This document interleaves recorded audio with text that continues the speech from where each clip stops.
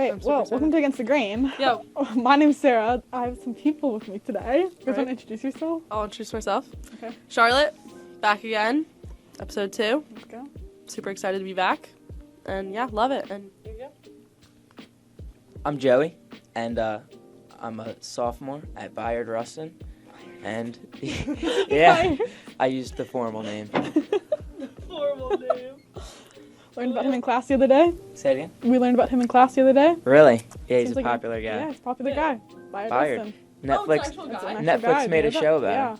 What? Yeah. Oh my gosh. There's a whole play about him too. We had to, Wow. got to watch the play. Did you do something bad or something? Oh. Bayard? Yeah, Bayard. No. Oh. He's a good guy. He's a good guy. That's why the school's named Created after a him. school system. Right. It's pretty cool. Yeah. Alright, I like it. All right. Great. Well, you want to hop into the Yeah, what are we talking about today, Sarah? forgiveness part 2? Forgiveness part 2? What? That's crazy. I didn't know you could talk about forgiveness that much. So broad. Clearly you So can. big. I know. It is a broad idea. I feel like we should talk about Saul. Okay. Saul's a crazy guy. Pretty crazy. The story of Saul is even crazier. Saul was in fact converted to Christianity. It's funny how we talk about like people can come to God in so many different ways. You can like grow up Christian, you can, I don't know, have some huge amazing testimony and come to God, but like Saul is a perfect example of literally God like fully investing himself into his life and flipping him 180 upside down and bringing him to God. So I'm gonna read a quick little verse and we can share our thoughts. All right, by the way, Acts chapter 9 verse 1, the conversion of Saul. But Saul, still breathing threats and murder against the disciples of the Lord, went to the high priest and asked him for the letters to the synagogues at Damascus, so that if he found any belonging to the way, men or women, he might bring them bound to Jerusalem. Now as he went on his way, he approached Damascus, and suddenly a light from heaven shone around him. And falling to the ground, he heard a voice saying to him, Saul, Saul, why are you persecuting me? Sarah, share your thoughts. Really called me out. Yeah. It's also why you persecuting me. Wait, who said that? Was that God or? No. Actually, wait, I don't know. Yeah, wait. It was God. It was Jesus. In a vision or something. Right. No thoughts? That's Joe, do you have any thoughts? I do have thoughts. I think it's crazy. We already kind of talked about this, but literally he murdered, Christians and like the Church of God. Which isn't good. No, that is not It's good. not very good. We have all sinned, and whatever that may look like, but this guy was murdering like hundreds of Christians, and that's wild to me. And he was like completely flipped around, like we come to Christ, this guy was like an apostle, so it was crazy. It's so crazy that like the same guy who killed all the Christians wrote our whole entire New Testament, pretty much. Oh my gosh, yeah. That's crazy. That is really crazy. Interesting. Okay. Yeah, no, I agree with what Joey said, though. Yeah. That is crazy. I mean, we literally sin every single day. I sinned today, I sinned yesterday, but, like, killing people is on another level. Yeah. Haven't quite reached that yet. Hope I don't reach that level, but... Sorry.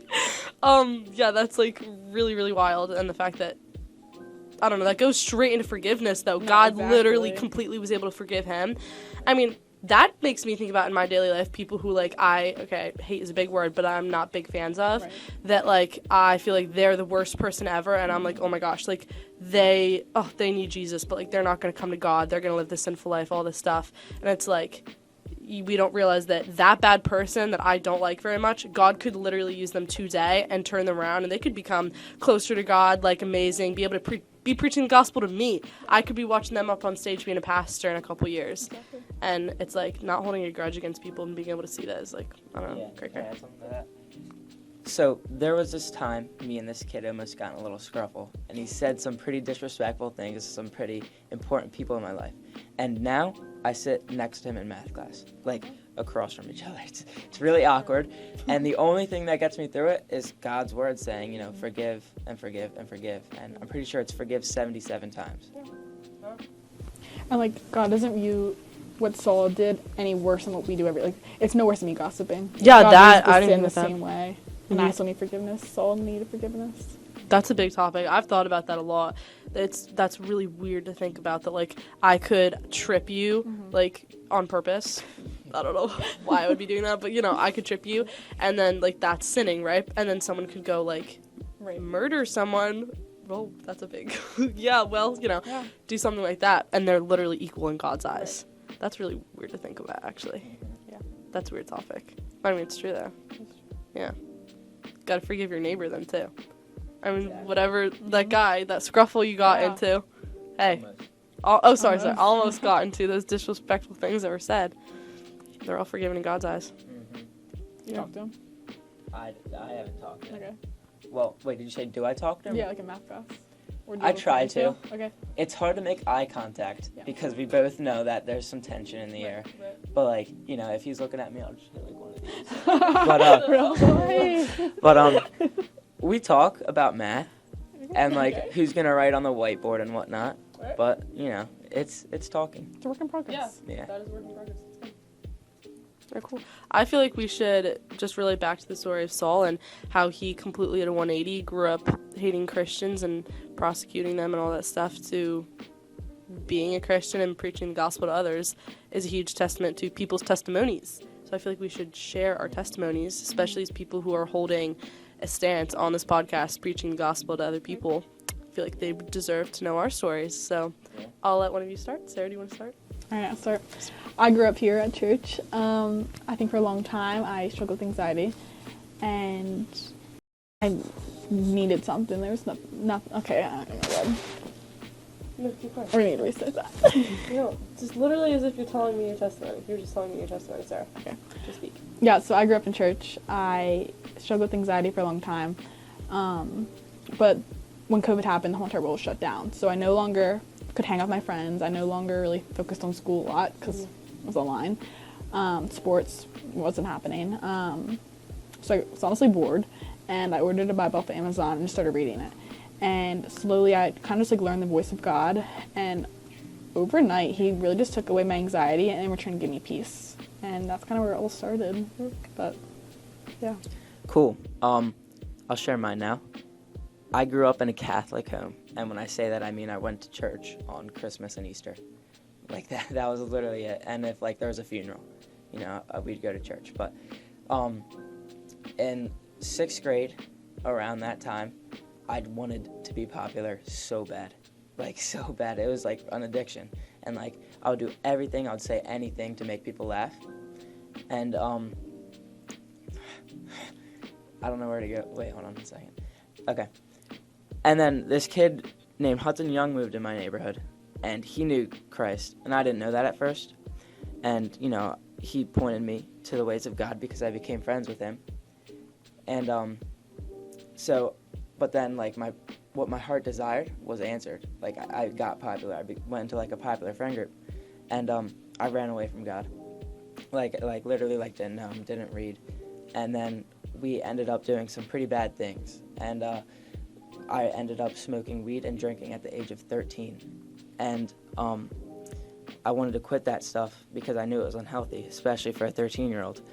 And so I tried to quit, and I tried to quit, but nothing happened.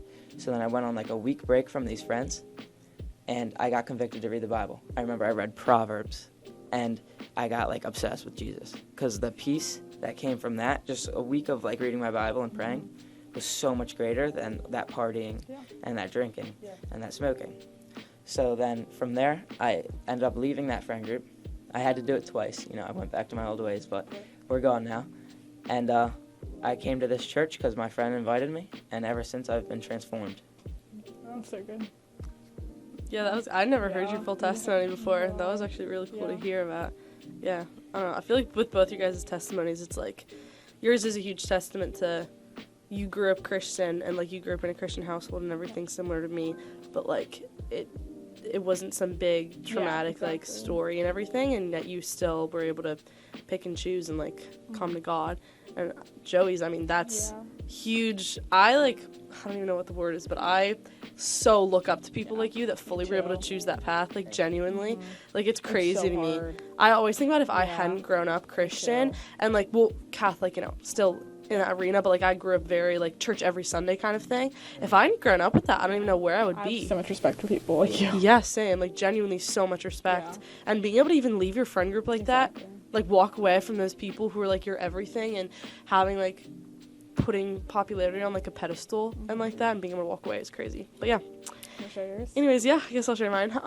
Honestly, it's, similar to yours in a lot of ways, but I grew up Christian household, went to church every single Sunday, but there kind of comes a time when, like, in every single Christian person's life, in your life, where you need to, like, make Jesus your own. You need to make him, like, what having a relationship with God means to you. It can't be forced upon by anybody, your parents, friends. Like, someone can tell you, but that doesn't mean that you're going to do it. And sophomore year, I don't know, how old was I? What grade were you in when you were 13? I was in 8th grade. Okay, then I was 15, I think. Sophomore year, 15 years old. So made very similar bad decisions to you, Joey. And I kind of just started going down a dark path, like, very quickly. It kind of just started snowballing and spiraling. And I mentioned this in the other episode, but if you're not moving towards God, you're moving away from him, no matter how much you think you're not. And so doing that bad stuff was making me go away from God. And then my parents ended up taking me out of school for 2 months when they found out those things. And in that, I started going to church and gotten really involved with the media team here and the youth group. And I met the most amazing people that have fully been able to help bring me my faith and keep that strong and strengthen it. And I'm proud to say that I have a genuine want to get to know God now. I have a genuine want to read my Bible and go to church and be able to, like, be in this community. So, yeah, I don't know. Also not a huge traumatic story, but, like, we're young. And, Yeah, we are. again, crazy that we're even here right now, being able to talk about this. Yeah. So, Joey, just going back to you about, like, everything that you went through and the mistakes you were making, and, like, how you talked about how you put popularity on a pedestal, stuff like that. How were you able to, like, literally make a 360, or not 360, that would be, wait, hold up, what's a circle? 180. Yeah, 180. Right, 180, and going back to that. So I guess, like, when I felt that peace, you know, I got really close to God, so it was just that convictingness. But, and I'm gonna be honest, I struggled, like, ever since, like, I knew that I was being convicted that this is a sin and that I have to quit it. I still struggled for, like, months after that. Like, it wasn't like a snap. But I remember reading, I remember seeing on a TikTok video. It said, it was Revelation, I don't know what it is, but it said, you are neither hot nor cold, so I'm about to spit you out of my mouth. And I was lukewarm. And I was, like weekends, I would come to church, not this church, a different church. And then on Saturday, let me rephrase, on Saturday I would party. And then on Sunday I would go to church. And then Monday I would be back in the world. So I was very lukewarm at the time. So that was just a lot of motivation right there, just to, like, you know, I'm going to get spit out of God's mouth if I keep living like this. And then also take up your cross daily. Like, so with the popularity part, having to give that all up, that was just me taking up my cross. And it was so hard. Like, I remember the first time I left it, this is bad. This isn't, like, a little bit embarrassing, but the first time I left it, I didn't pray. I didn't read my Bible. I was so stressed out. I like went in the corner of my bed, put my face just down, and just fell asleep like that. I woke up, and I repented from that. And then I got a text from my friend saying, like, I know it's hard to follow God, but, like, I respect it. So then I was a lot more confident from that. But so I think just, like, taking up my cross daily, and, like, it was hard. I can't say it was easy, but you know, the peace from God, the truth that I knew, Jesus says he is the way, the truth, and the life. And since I knew that, because I experienced it, that was what, like, motivated me to leave that. Yeah, I feel like once you experience him, like, it's nothing's worth it after that. You can't get back. Yeah, I agree. It's really cool that we're at this age and we're being able to see that. Yeah, I agree. I talked about it earlier, but, like, all of our youth group leaders, I feel like a ton of them talk about how it literally wasn't until the past couple of years that they really started coming close to God. That's crazy to think about. We were given such an amazing opportunity being able to be here in this moment right now and get to know God as well as we do. Yeah. Go leaders. Go leaders, for real. Pastors. Go pastors, go all of them. Gotta put respect on their name. Seriously, yeah. Is that a wrap? I think that's a wrap, guys. All right. Yeah. That was great. This is Against the Grain podcast. Against the Grain. We have youth group every Wednesday at 6 o'clock. Be here. It's a great time. Yep. Yeah. All right. Thank you, guys.